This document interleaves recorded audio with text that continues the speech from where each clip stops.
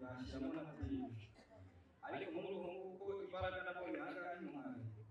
nari ndi muri randevu kwa muganga barampaye uvuye kwa muganga bagiye kwa muganga muri randevu barambwira barafata niba tuzashyira muri ntabwo tubizi aho gutaha naje ahangaha ku ibanga ngarukira umubyeyi ukimara umubyeyi ukimara arambwira ati umfashe ukize nanjye nzakugushira yarafashije koko nasubire nyuma y'ibyumweru bitatu basanga barafatanye Imana icyubahiro ikindi kintu Imana urubaga kabizi n'inshuro eshatu yego bakuye isima bakafatanya ariko ntabwira noneho mbwira Imana ati nyagasani koko ugomba ikibuga kuko nta kintu uzajya kwimurira ndazahangaha ndasenga mu Imana ati nshaka igicumbikaho ndabizi ko wakijije n'ibindi ntabwo byakunaniye ubwo nguko ndaza ngasenga ariko 13 ndataha hashize ubundi kwezi byarangiye mfatakanije n'iki nakoze ikintu ukwezi kose biranga nanjye ndanga ndabafite nyagasani barazanyikira ariko kuri 13 kwa 11 icyo gihe sinari naje ahangaha kuko nta mafaranga mfite ikintu yaravuze ati nyagasani barizo n'agasiba kugira n'amahoro kuko umunsi mbere gitangaza nari ndi umukomeye kwita hasi kakagenda ngabanza hasi ibintu by'urubanza hasi bikubiye irakira amen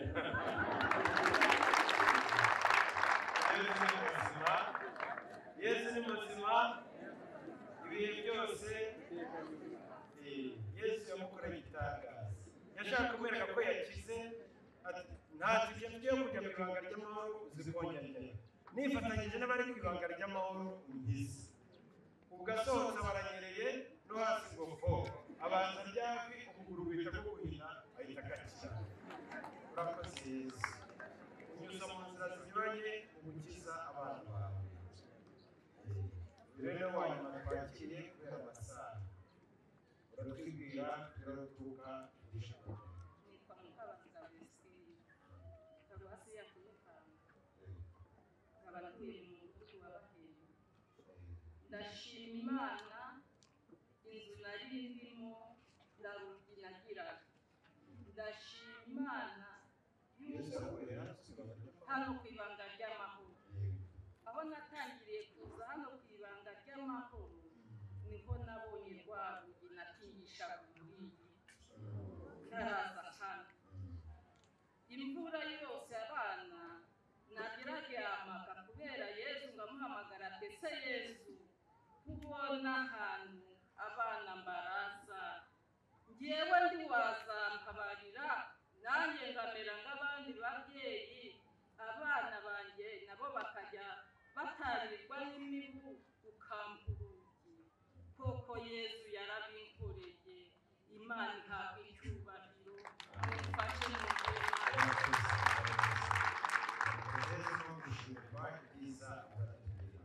munyemerere twongere kuri Yesu amakino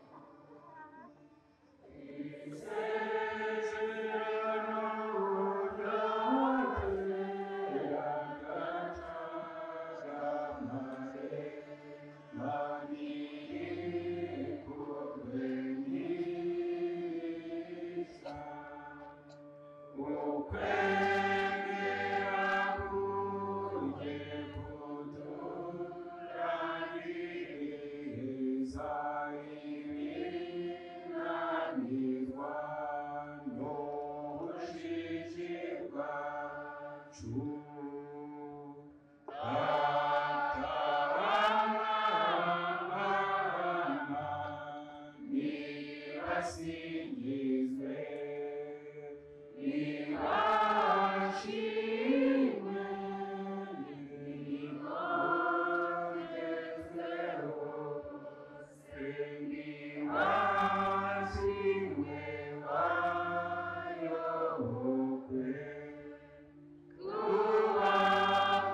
kubakomokaho, nasingizwe nawe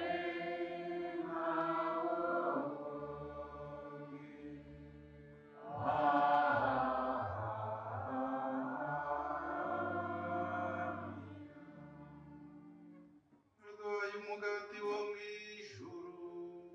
ufite uburyohe bwose. dusabe. Nyagasani Yesu Kristo adusigiye urwibutso rw'abari bwawe mu isakaramentu ry'agatangaza, turakwinginze uduhe kuba amayobera amatagatifu y'umubiri n'amaraso byawe, bitume twiyumva mu budahwema imbuto dukesha ubucunguzi bwawe, wowe bana n'Imana Data mugategekana mu bumwe bwa Roho Mutagatifu, uko ibihe bihora bisimburana iteka.